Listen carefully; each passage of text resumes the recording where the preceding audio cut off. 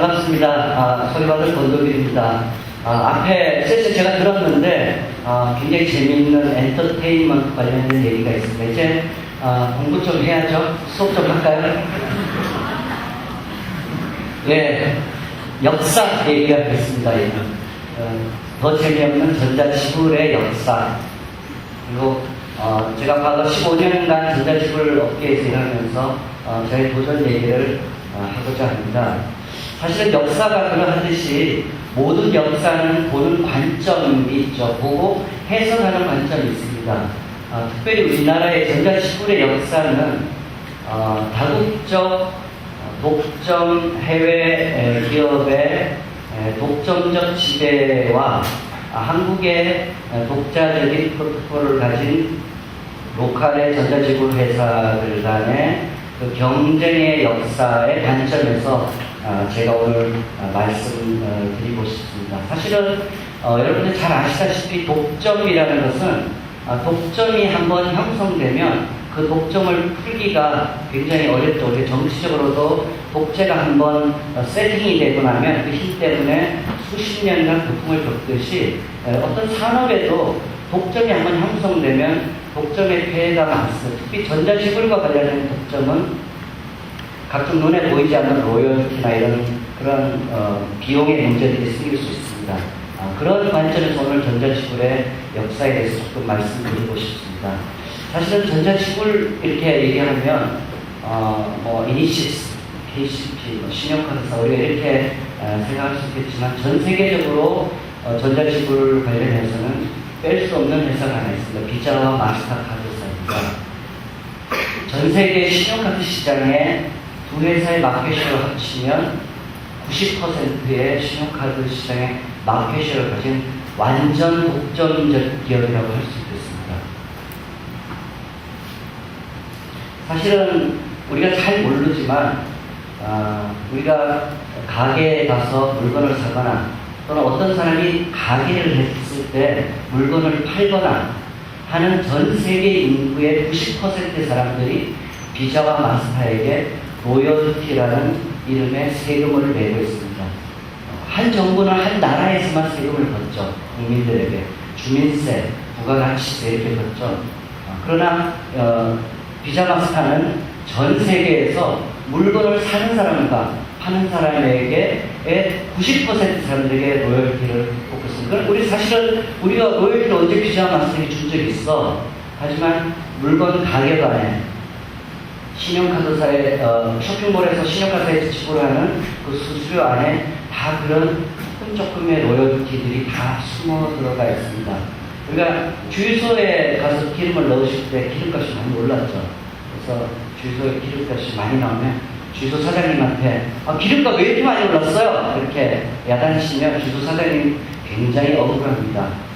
왜냐하면 우리가 내는 기름값의 70%, 80%가 뭔지 아세요? 세금입니다. 기름을 10만원어치 넣으면 7만원, 8만원이 세금이고 기름값은 2, 3만원 밖에 안 되거든요. 우리는 사실은 그렇게 세금을 내는 줄 잘 모르고 기름을 넣죠.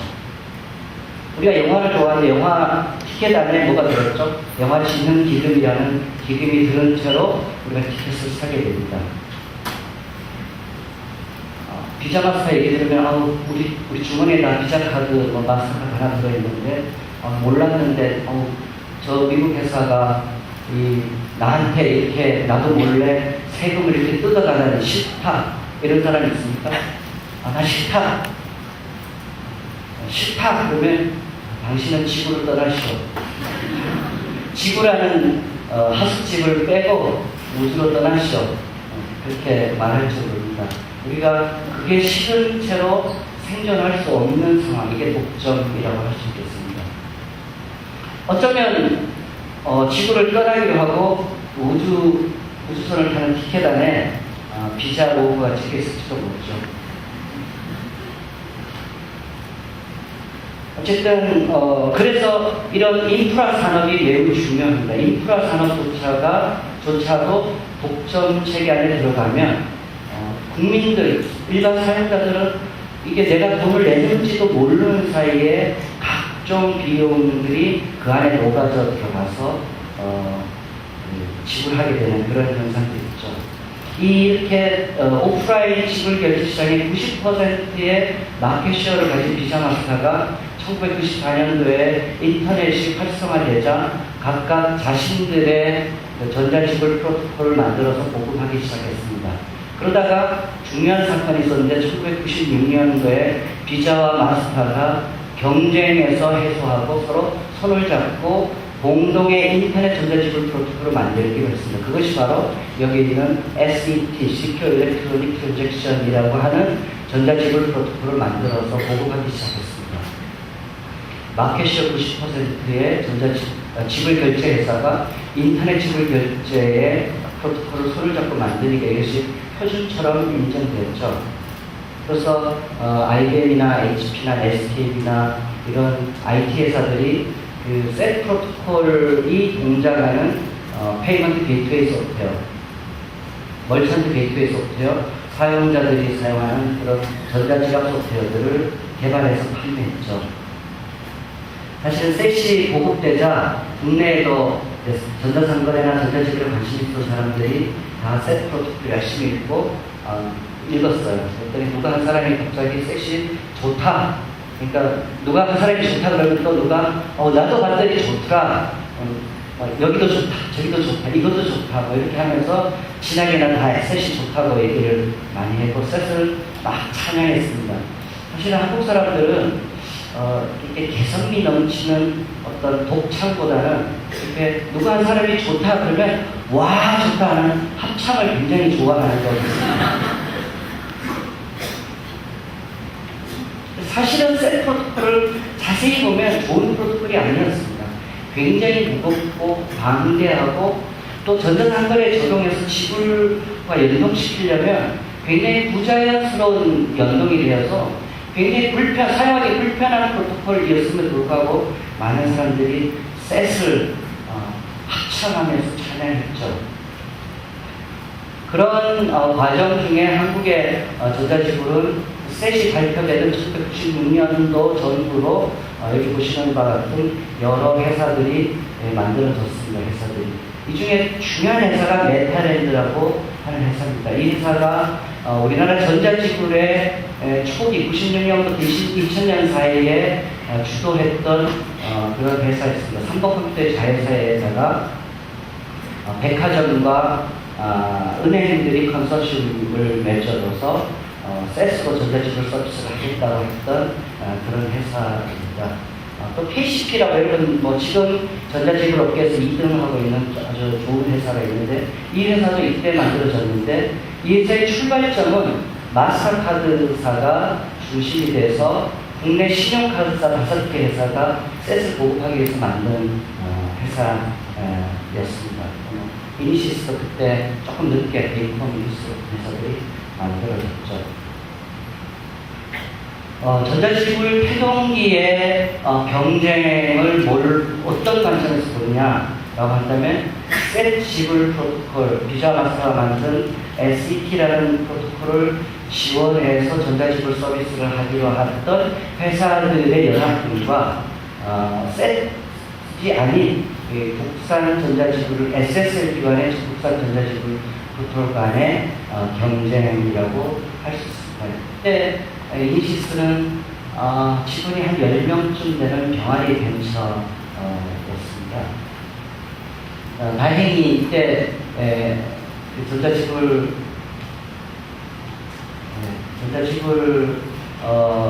전자상거래 전체가 사실 그렇게 많이 활성화되지 않았던 상태였기 때문에 경쟁은 주로 아까 거품 주로 사업을 할 때 처음에는 주로 기싸움을 하거든요. 우리가 잘났다, 우리가 주도하고 있다라고 하는 실제로 돈은 안 들어오는데 돈 안 들어오는 거에 대해서 별로 얘기하지 않고 신문 또 우리가 마켓이 1등이다, 어디와 전략적 제휴했다 이런 것들을 이렇게 거품 가지고 많이 싸움하던 때였습니다.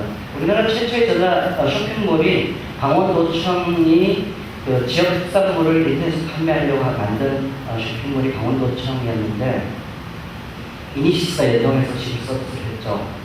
이 쇼핑몰이 수년간 유지했는데 트랜잭션이 몇 번씩 일어났는지 상상할 수 있을까요?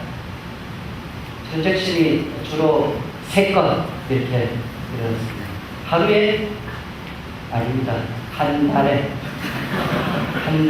3건 이렇게 일어납니다. 한 달에 3건 일어나면 그 중에 2건은 조금 있으면 취소. 아마 강원도 쇼핑몰 담당하시는 분이 이니시스 전자지불이 제대로 동작하는지를 테스트하느라고 아마 2건을 승인했다가 실수했다 이렇게 했던 것 같습니다. 아마 셋 진영에 있었던 전자지불 회사들도 겉으로는 거대한 기업이고 직원도 많고 자본도 컸지만 아마도 비슷했을 거라고 생각합니다. 그렇지만 이제 제가 처음에 전자지불 서비스를 만들고 직원 10명들 한 달에 3건 일어나면 2건 취소가 1건 일어나면 5만 원 승인 나면 2% 받으면 한 달에 매출이 1,000원. 직원 10명 공급 주면 진짜 적자 보죠. 그런데 신문을 보면 맨날 메타랜드는 어느 백화점하고 전략적 제휴를 맺었고 어디 은행과 전략적 제휴를 맺어서 이 전자지불과 전자상거래를 주도한다. 그러면 저는 그 신문을 아침에 보는 순간 급좌절. 우리는 망하나 보다.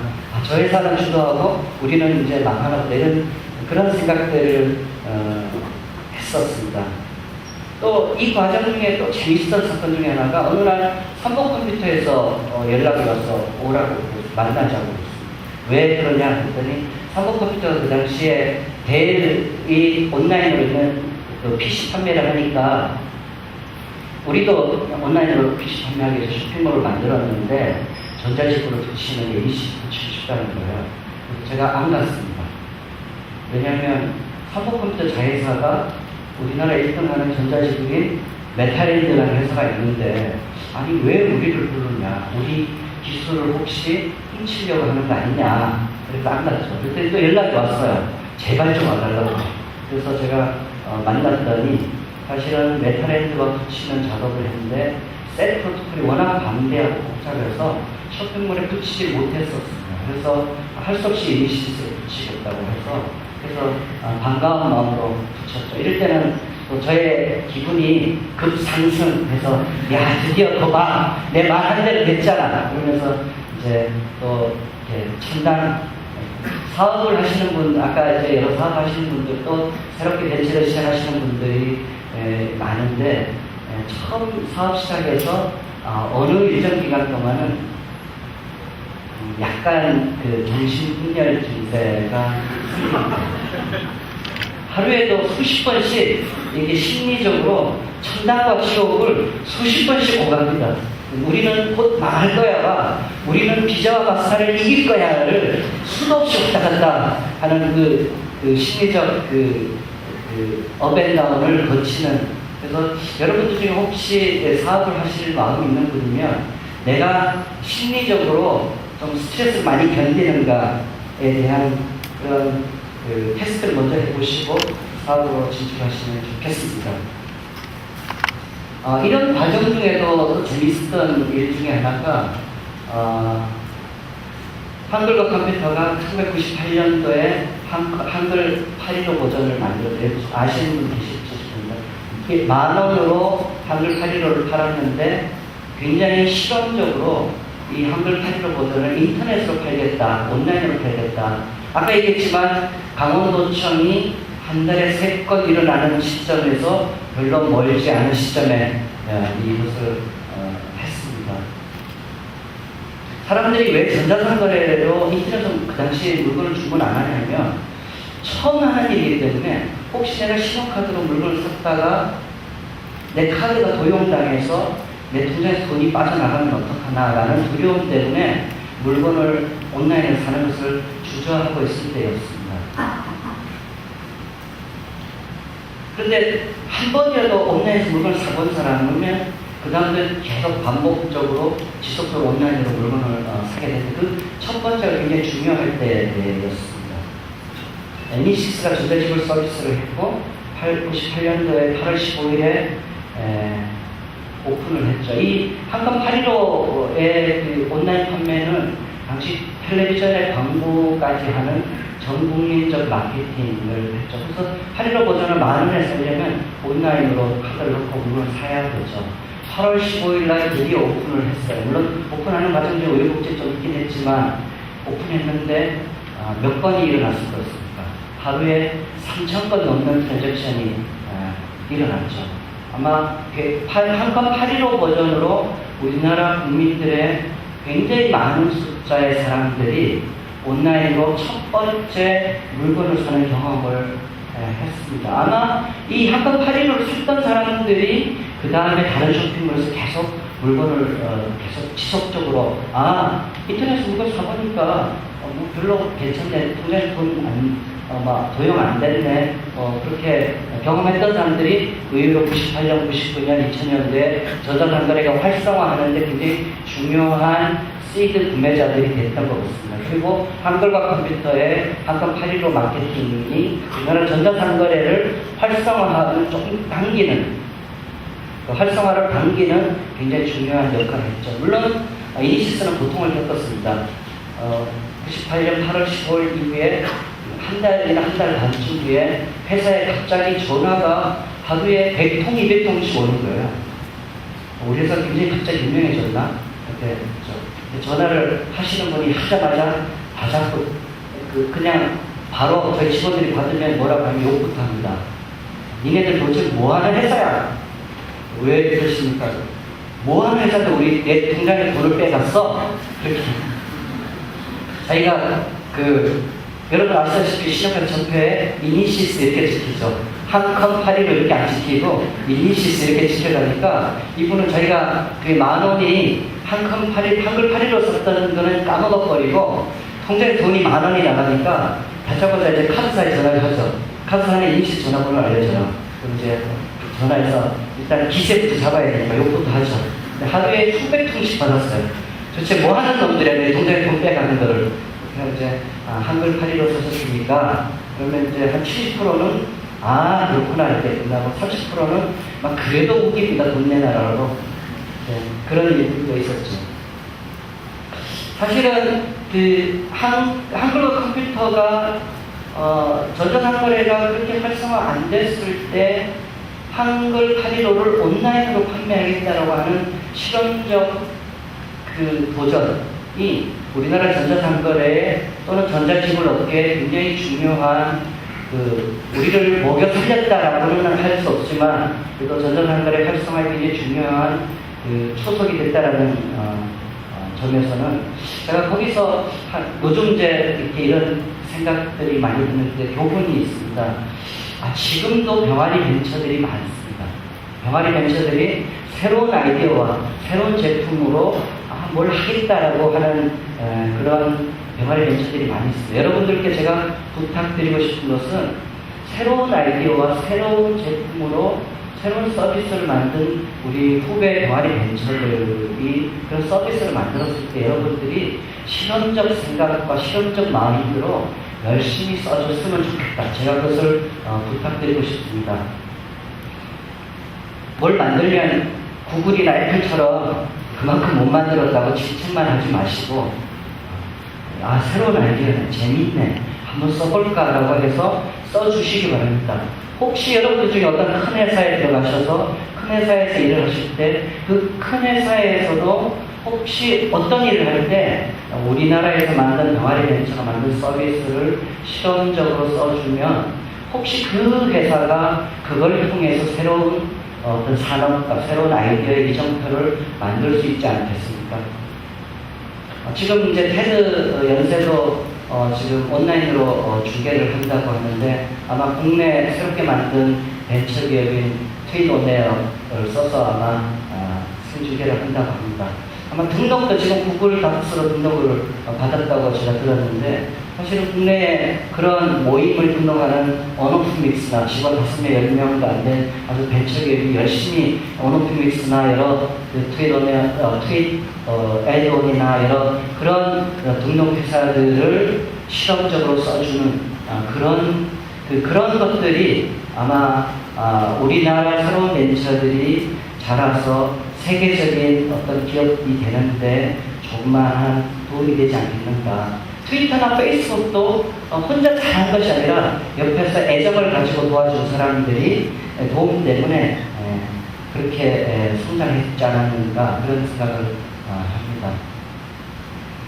저도 그때 병아리 벤처였고 정말 병아리 벤처들의 독특한 특성들이 있습니다. 가식은 별로 없고 돈도 별로 없으면서 세상은 다 자기 손아래에 있는 것처럼 마치 돈키호테처럼 세상을 지배할 수 있는 것과 같은 그런 시기였습니다. 사실은 제가 어디 강의를 그때 가면 메타랜드나 에이컴이나 KCP가 우리 경쟁사가 아니고 비자와 마스터가 나의 경쟁사다 라고 떠들고 다니면서 했던 정말 무식하면 용감한 그런 사업의 초보였던 것 같습니다. 지금 돌아와서 이렇게 생각하면 대기업이 신규 사업팀과 병아리 벤처의 작은 회사가 서로 경쟁할 때 다들 대기업을 굉장히 두려워합니다. 그 두려워하지 않고 댐비는 그 힘의 원천이 주로 무식해서 나오긴 하지만 그러나 대부분 대기업을 두려워하는데 사실은 대기업의 신규 사업부를 그렇게 두려워할 필요는 없다라고 생각이 되는 것 같아요. 대기업이기 때문에 잘 될 이유도 있지만 대기업이기 때문에 잘 안 될 이유도 굉장히 많습니다.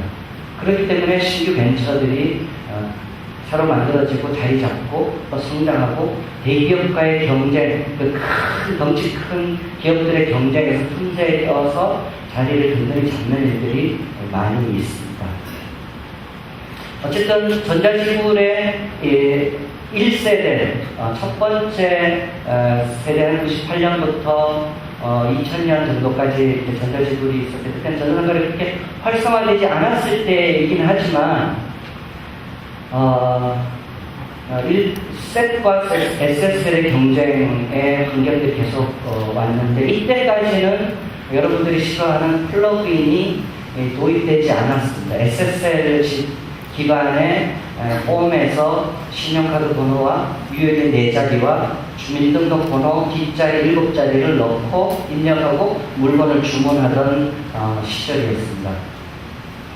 99년, 2000년쯤 되자 이제 인터넷에서 물건을 주문하고 쇼핑몰 개수도 많아지니까 이 신용카드 번호 16자리와 유효기간 4자리, 주민번호 뒷자리 7자리를 우리가 브라우저에서 입력하면 그게 쇼핑몰로 전달되고 쇼핑몰 DB에 저장이 되고 페이먼트 게이트웨이 지불 서버로 전달돼서 지불 서버 DB에 저장되고 카드사로 전달됩니다. 카드사가 승인을 내면 승인을 받아서 주문이 완료되는 그런 구조의 지불 시스템이 만들어져 있었죠.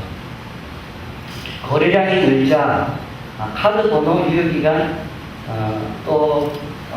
는 우리가 오프라인에서 신용카드 긁을 때 굉장히 노출되죠. 주민번호 7자리도 어떻게 됩니까? 온라인을 통해서도 많이 획득할 수 있지만 다른 경로를 통해서 굉장히 많이 잘 획득할 수 있습니다. 사실은 99년 전으로 와서 인터넷 온라인에서 카드 도용 사고들이 굉장히 급격하게 늘어나기 시작했고 신용카드사들은 상당한 고민에 빠져서 이것을 그대로 두면 굉장히 큰 문제가 생길 수 있다고 생각해서 뭔가 조금 다르고 안전한 본인 확인 방식이 필요하다라고 생각하고 있을 때였습니다. 그러던 어느 날 저는 몰랐죠. 사실은 신용카드사 안에서 가겠습니까. 어느 날 1999년도 어느 컨퍼런스를 갔는데 어떤 신용카드 회사 팀장님께서 저를 이제 좀 알고 계신 분이 만나더니 권 사장님 혹시 이거 아십니까? 이렇게 저한테 그랬다고. 제가 전쟁이도 아닌데 그렇게 말하지 않고 어떻게 아십니까?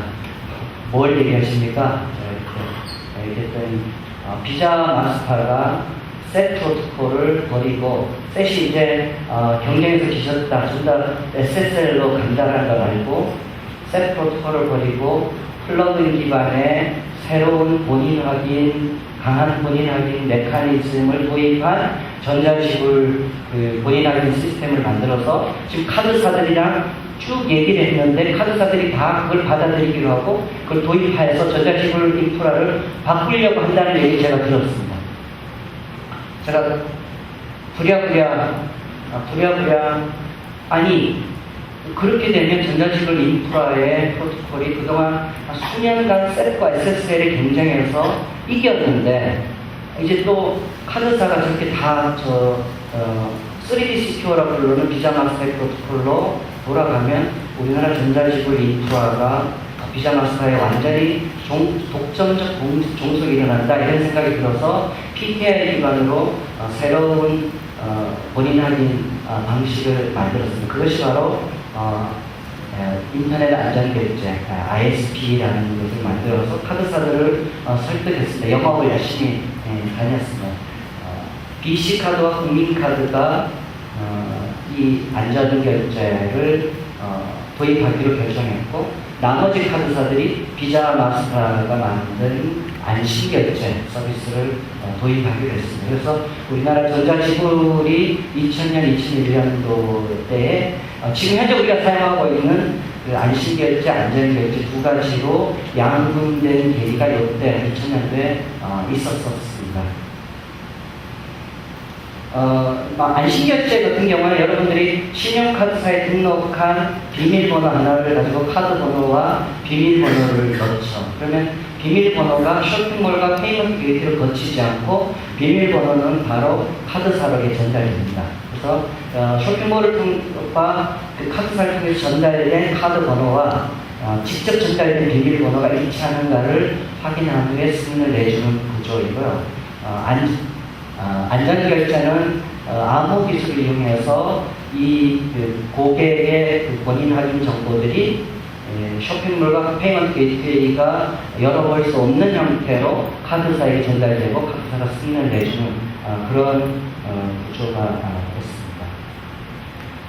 사실은 한국의 전자지불의 역사를 돌아보면 두 번의 큰 변곡점이 있었고, 그 두 번의 변곡점이 모두 다 다국적 거대 금융회사의 독점적 지배 시도를 물리치고 병아리 벤처의 힘으로 한국의 전자지불 시장을 우리의 서비스로 키워낸 역사라고 말할 수 있습니다. 제가 처음에 말씀드렸던 그런 관점에서 볼 수가 있겠습니다.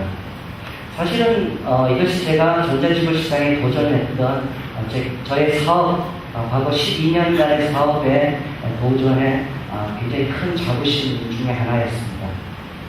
이 과정, 12년간 사업할 때 굉장히 어려운 과정이 있었는데, 그 과정을 거칠 때마다 내가 돈 안 벌면 되지, 이거 때려친다라는 마음이 생길 때도 여러 번 있었지만, 그때 내가 돈 안 벌고 그만두면 되지라고 하는 그런 어려움조차도 이길 수 있었던 그 힘 중에 하나가 바로 이게 나마저 그만두면 이게 완전히 독점적으로 인프라로 넘어간다라고 하는 그런 생각 때문에 지속하게 한 힘이기도 했습니다. 돈 버는 것만이 목적이었다면 굳이 어려운 길을 가지 않았을 수도 있고, 이렇게 반대 진영에 서서 어려운 길을 가지 않았을 것이라고 생각합니다.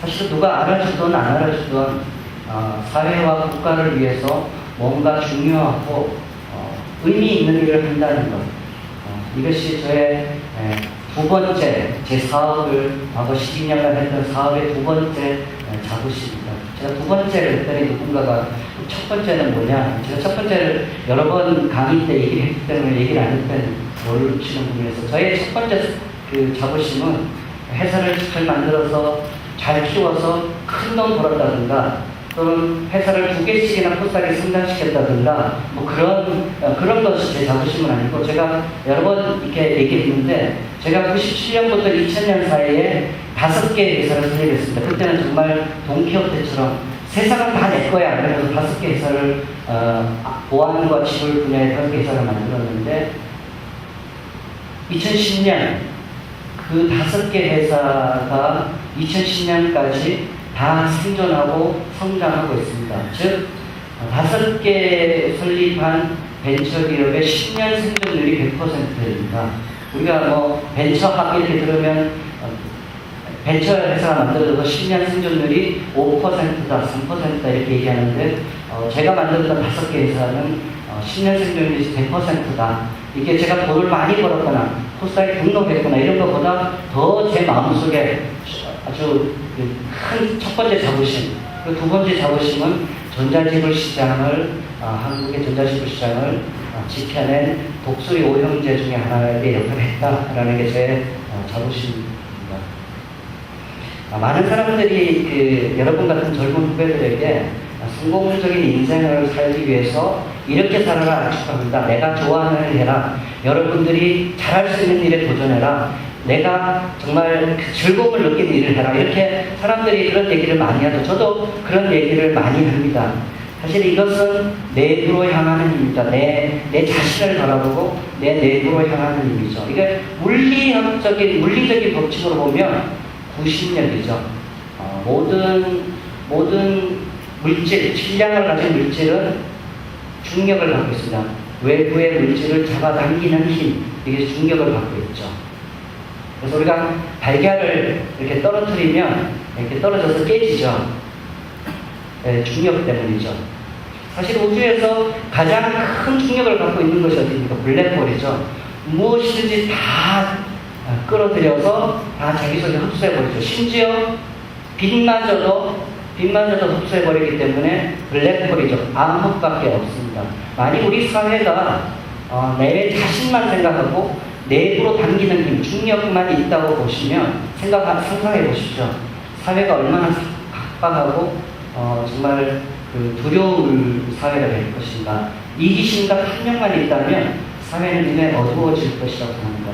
어쩌면 지옥이라고 명명된 것이 바로 그런 내부로 향하는 힘만 있는 것이 아닌가 이렇게 생각해 봅니다. 태양계를 생각해 보시죠. 태양계도 만일 중력만 있었다면 이 행성들이 다 태양의 중력에 끌려 들어가서 다 불타고 태양의 일원이 되어버리고 말았을 것입니다. 지구가 존재하는 이유는 원리는 태양 주변을 돌면서 생기는 원심력이 뭐죠? 밖으로 향하는 힘이 있습니다. 그 밖으로 향하는 힘과 태양이 당기는 힘의 중력의 균형이 이루어졌기 때문에 우리가 태양계 주변을 일정한 거리로 돌고 있죠. 그러면서 공존하고 있습니다. 밖으로 향하는 힘, 이것을 우리가 우리 개인의 삶 혹은 우리 사회의 사회적인 영역에 적용해 본다면 이웃과 사회에 뭔가 기여하고자 하는 마음과 노력, 이것을 원심력의 힘이라고 저는 생각합니다. 나 혼자 잘 먹고 잘 사는 방법만 급급하는 게 아니라 이웃과 공동체에 기여하는 것, 작더라도 그것이 저는 우리의 삶의 원심력이다. 그렇게 부르고 싶습니다. 사실은 자연의 법칙이기도 하죠. 이것은 모두 우리 세상에 존재하는 자연조차도 내부로 향하는 힘과 외부로 향하는 힘이 균형을 이루고 있을 때 공동체와 자연계가 존재합니다. 동시에 이것은 사회 법칙이기도 하다고 생각합니다. 원심력, 즉 이웃과 사회와 국가에 봉사하려는 생각과 의식가 바로 인생의 길을 갈아가면서 여러분들께서 도전하면서 주목해야 하는 두 번째 힘이다. 저는 그렇게 말하고 싶습니다. 사실은 기업조차도 이익을 극대화한다라고 하는 탐욕의 상징인 기업조차도 사실은 기업 경영의 그 생존 원리를 가만히 들여다보면 고객에게 가치를 제공한다라고 하는 아주 핵심 경영 원리가 있습니다. 고객에게 가치를 제공한다라는 것은 다른 말로 하면 원심력의 힘입니다. 즉 이웃이 고객의 필요와 고객이 정말 가치 있게 여기는 것을 잘 만들어서 제공함으로써 봉사한다고 하는 원리가 기업 경영의 경영학 책에도 들어와 있습니다. 오늘 테드가 20대 도전 이라는 주제입니다. 여러분들 개개인의 도전이 무엇인지 모르겠습니다. 다 개성있게 도전할 거라고 생각합니다.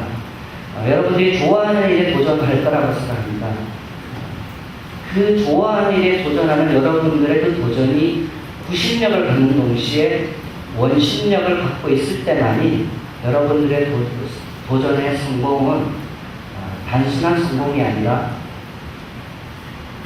행복한 성공이 될 수 있을 거라고 저는 믿고 여러분들께 말씀드립니다. 그 행복한 도전이 누가 알아주든 안 나눠줘도 상관없이 여러분들의 행복이 될 것입니다. 감사합니다.